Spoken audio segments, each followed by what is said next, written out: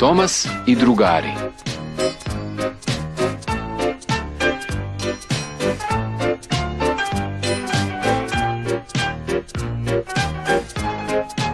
Problem sa blizancima.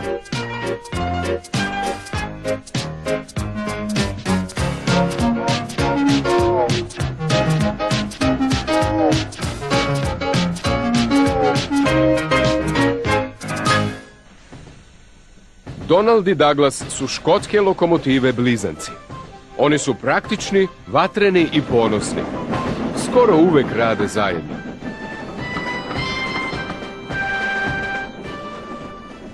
Jednog dana su Douglas i Donald vukli težak tovar. Malo dalje Trevor se mučio sa teretnim kolima punim sena. Točkovi su se polomili pri prelasku šina. Tada je Trevor čuo pištaljku. Ne! Zavapio je Trevor. Donald je ugledao teretna kola. Stani! Zavapio je. Donaldov vozač je zakočio, ali je bilo kasno.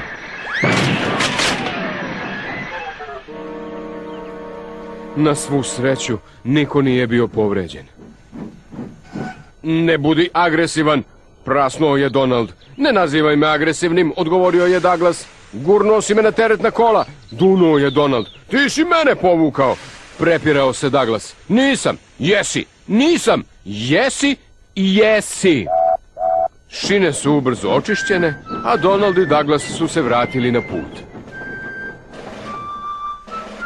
Blizanci su bili toliko ljuti jedan na drugog da nisu htjeli međusobno da razgovaraju.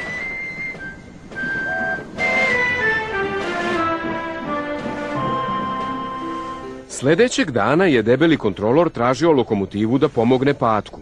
Mogu ja? Rekao je Donald.